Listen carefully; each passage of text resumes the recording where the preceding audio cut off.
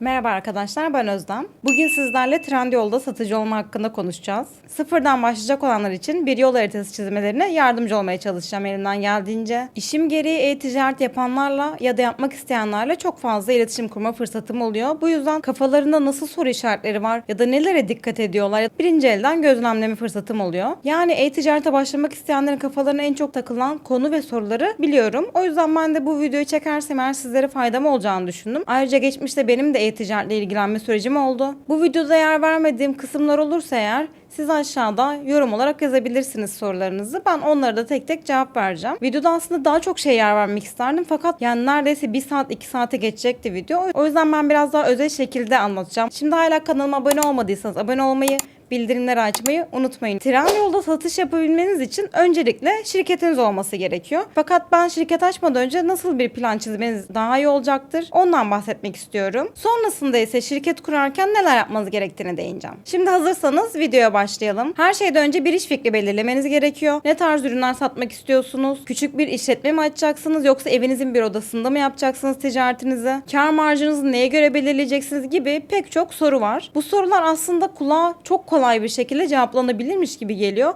Fakat derine indiğinizde o kadar çok detay var ki yani tek tek bunların hepsine yönelmeniz ve hepsine cevaplar vermeniz gerekiyor. Yoksa uzun vadede temeliniz sağlam olmayacağı için çatırdamalar olacaktır ve 1-2 sene sonra zarar ettiğinizin farkına varabilirsiniz. O yüzden lütfen dikkatli olun ve bu videoyu da dikkatli bir şekilde izleyin. Kafanıza takılanlar olursa belirttiğim gibi aşağıda yorum yazarsanız eğer hepsine mutlulukla cevap vereceğim. Benim tavsiyem temelden başlamanız. Yani temelden derken gerçekten temelden başlamanız. İhtiyacınız olacağını düşündüğünüz şeylerin listesini çıkarın ve hepsinin üzerine tek tek eğilin. Mesela o ihtiyacı giderdikçe yanına tik atabilirsiniz. Yani örnek vermem gerekirse çalışma yeri 2 nokta üst üste, evimin boş olan bir odası. Ofis malzemeleri 2 nokta üst üste. Ofis malzemelerinde işte şu kalemler hazır. Paketleme alanı odadaki yer alan çalışma masası gibi.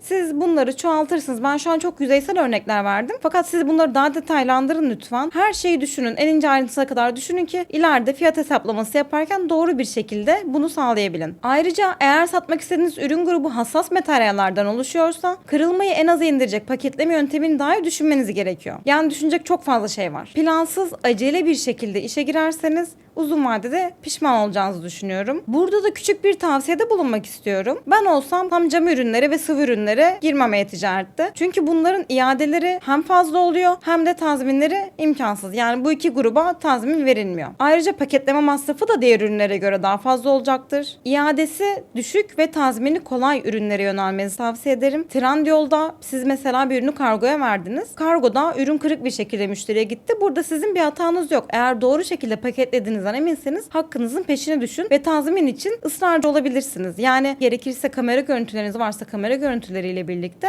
tekrardan talep açabilirsiniz ve sizin hatanız olmadığını belirtebilirsiniz. Genellikle ilk seferde çok fazla kabul edilmiyor. Hem Trendyol tarafından hem de kargo firmaları tarafından. Fakat hakkınızı bildiğinizi ve pes etmeyeceğinizi anladıklarından tazmininiz onaylanıyor. Şimdi bir plan çizdik. Satacağımız ürün grubunu belirledik. Peki şirketi nasıl kuracağız? Limited ya da şahıs şirketi olarak ilerleyebilirsiniz. Bence ilk etapta şahıs şirketi daha mantıklı olacaktır. Hem bürokratik süreci daha az hem de daha az maliyetli ve kurulma süreci de çok daha kısa. Şirketinizi kurduktan sonra derhal bir muhasebeciyle anlaşmanızı tavsiye ederim. Muhasebeciler zaten sizi pek çok konuda yönlendiriyorlar. Yani nasıl mali sürecinizi yönetmeniz gerektiğini aslında onlar da size söylüyorlar. Harici olarak PTT'den KEP adresi almanız gerekiyor. İsterseniz online bir şekilde alabilirsiniz. İsterseniz de fiziksel olarak gidip alabilirsiniz. Bunun dışında gerekli olan pek çok belge de mevcut. Fakat bu belgelerin temini çok kolay. O yüzden tek tek burada anlatıp da videoyu gereğinden fazla uzatmayacağım. Zaten kayıt adımında bunları siz de görüntüleyeceksiniz. Şimdi şirketimizi de açtığımıza göre nasıl kayıt yapabilirsiniz? Ona da değinelim. Kayıt ekranında bizi neler karşılıyor? Kısaca bakalım birlikte. Google'a girip Trendyol satıcı yazıp Enter'a tıklayalım. Direkt Trendyol satıcı sayfasını bulduk burada. Tıkladık. Sağ yukarıda yer alan Trendyol'da satıcı olun butonuna tıklayalım.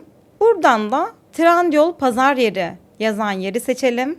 Bu şekilde bir ekran çıktı. Bilgileri doldurup devam et dediğinizde öbür sayfada şirket bilgilerinizi isteyecek sizden. Başvuru adımı oldukça kolay. O yüzden ben videoda bu kısmı anlatmak istemiyorum. Zaten çok kolay bilgiler isteniyor. Çok temel bilgiler isteniyor. O yüzden bunları yanlış yapma ihtimaliniz olduğunu düşünmüyorum. Bilgilerinizi doğru şekilde girip ileri dedikten sonra başvurunuz bitmiş oluyor. Ve yaklaşık 2 gün içerisinde size dönüş sağlanıyor. Bunun akabinde de sizi müşteri temsilcisi arıyor ve bu müşteri temsilcileri Trendyol'un size atadığı müşteri temsilcileri oluyor. İnanılmaz yardımseverler gerçekten ve anlamadığınız kısımlar olursa tekrar anlatıyorlar ve asla bundan gocunmuyorlar. O yüzden benim tavsiyem ürün ekleme ya da kampanyalara katılma gibi aklınıza takılan her konuda onlardan destek almanız. Soru sormaktan çekinmeyin. Şimdi plan çizdiniz, şirket açtınız, Trendyol'a kayıt oldunuz. Akabinde ne yapmanız gerekiyor? Henüz bir fiyat politikası belirlemedik fark ettiğiniz üzere. Şimdi bu adımda da fiyat politikasını nasıl belirleyebilirsiniz? Onu da değinelim. Fiyat politikanızı belirlerken çok fazla etken mevcut. Öncelikle bir Trendyol'daki etkenlere bakalım. Sonrasında diğer giderleri inceleyelim. Eğer üretici değilseniz ya da rakiplerden daha ucuza bir şekilde ürünü satamıyorsanız Trendyol'da satıcı olmamanızı tavsiye ederim aslında. Onun yerine kendi e-ticaret sitenizi kurmak daha karlı olacaktır. Fakat illa da Trendyol'da satıcı olmak istiyorum diyorsanız eğer videonun kalanını da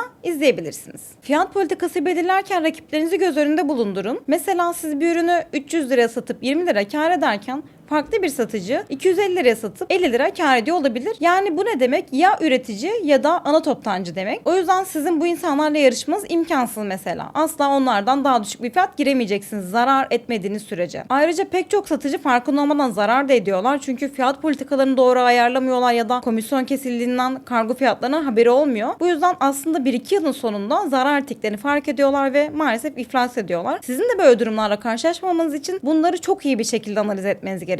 Mesela dropshipping yapacaksanız da eğer ürünlerinizi eşsiz seçmenizi tavsiye ederim. Çünkü aynı ürün gruplarına muhtemelen yarışamayacaksınız. Ayrıca giderlerde en ağır kalemler maalesef ki Trendyol'un sizden aldığı komisyonlar ve kargo bedelleri. Size özel tanımlanan komisyon indirimleri oluyor ya da size özel kampanya fırsatları oluyor. Bunlarla bazen biraz dengeleyebiliyorsunuz fakat genellikle bu komisyon oranları ve kampanya koşulları hiç gerçekçi olmuyor. Neredeyse sizi zarar edecek düzeyde oluyor. O yüzden onlar da çoğu zaman işe yaramayabiliyor. Yine de tabii ki hem kampanyaları takip etmenizi hem de komisyon oranlarına düzenli aralıklarla bakmanızı tavsiye ederim. Arada sırada da olsa çok güzel kampanyalar ya da komisyon indirimleri sağlayabiliyorlar size. Onları kaçırmayın. Tabii ki tek dikkat etmeniz gereken unsurlar Trendyol tarafından size çıkan unsurlar değil. Mesela dükkanınızın kirası, işletme giderleri, varsa eğer personel giderleri gibi pek çok kalem mevcut. Bunların hepsini yine biraz önce belirttiğim gibi kalem yazmanızı tavsiye ederim ve aylık sabit gideriniz ne kadar bunu göze alarak fiyat politikanızı belirlemenizi tavsiye ederim. Peki karınızı belirlemenin kolay bir yolu yok mu? Tabii ki var. Bunun için internette çok faydalı siteler mevcut. O siteler aracılığıyla fiyatları hesaplayabilirsiniz. Şu an ekranda hatta ben bir tane örnek olması açısından size bir site gösteriyorum. Ayrıca Excel tabloları da mevcut. Yine bunlara da internetten ulaşabilirsiniz. Fakat Excel'e tek tek girmek yerine tabii ki bu sitelerden faydalanmak çok daha mantıklı olacaktır. Unutmadan şunu da söylemek istiyorum. Sık sık hem kargo fiyatları güncelleniyor hem de komisyon oranları. O yüzden siz de sık sık fiyatları kontrol edin.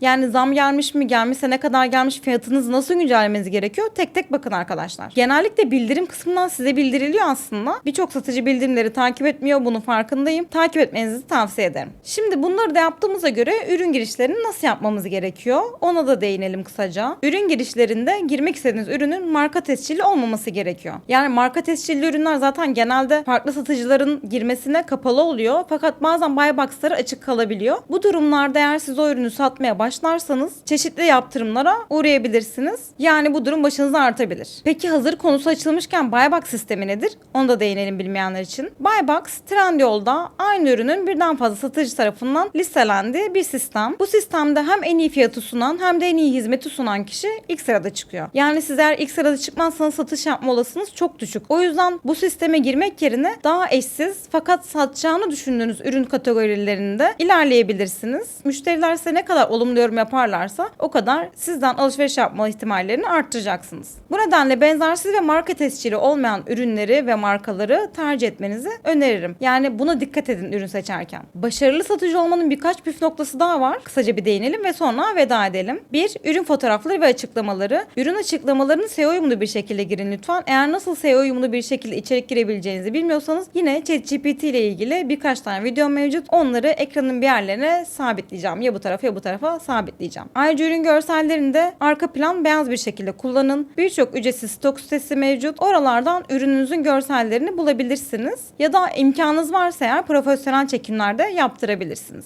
2. Müşteri hizmetleri. Aslında bunun öneminden videonun geri kalanında da bahsettim. Müşteri sorularına hızlı ve doğru bir şekilde yanıt vermenizi öneririm. Gece saat geç olsa bile eğer müsaitseniz dönüş yapmanızı tavsiye ederim. Çünkü Trendyol algoritması bunu daha iyi algılıyor ve sizi ona göre öne çıkarıyor. 3. Stok yönetimi. Stoklarınızı iyi yönetmelisiniz ve stokta olmayan ürünleri kapatmalısınız. Eğer stokta olmayan ürününüz kazara satılırsa ve siz bu siparişi iptal etmek durumunda kalırsanız hem puanınız ciddi bir şekilde kırılıyor, hem para cezası ödüyorsunuz, hem de müşteri size olumsuz yorumlar yapabiliyor. O yüzden stoğunuzu iyi yönetin. 4. Promosyon ve kampanyalar. Trendyol'un size özel oluşturduğu kampanyalara katılabilirsiniz ya da ekstradan kendiniz kampanya oluşturabilirsiniz. Bu da müşterilerin size sadakat duymasını artıracaktır ve dolayısıyla memnuniyeti sizden satın alma eğilimlerini yükseltecektir. 5. Analiz ve optimizasyon. Trendyol'un çok güzel bir analiz sistemi var bu arada. Trendyol sizin satışlarınızı ya da müşteri memnuniyetini inceleyerek size özel analizler çıkarıyor. Bu raporları takip edin ve buna göre kendiniz hangi ürünler daha çok satıyor, hangileri daha çok yorum alıyor gibi belirli analizleri inceleyerek ona göre politikanızı güncelleyin. Yani bir nevi Ar-Ge çalışması yapmanızı öneririm. Son olarak e-ticaretin dinamik ve değişken bir yapı olduğunu unutmayın. Yani değişen taleplere göre siz de kendinizi yenileyin ve geliştirin. Bu videoda bahsetmediğim kısımlar varsa eğer yorumlara yazabilirsiniz. İlerleyen zamanlarda onlarla ilgili de video çekebilirim. Eğer bu video sizin için faydalı olduysa beğenmeyi, kanalıma abone olmayı ve bildirimleri açmayı unutmayın. Bir sonraki videoda görüşmek üzere. Hoşça kalın.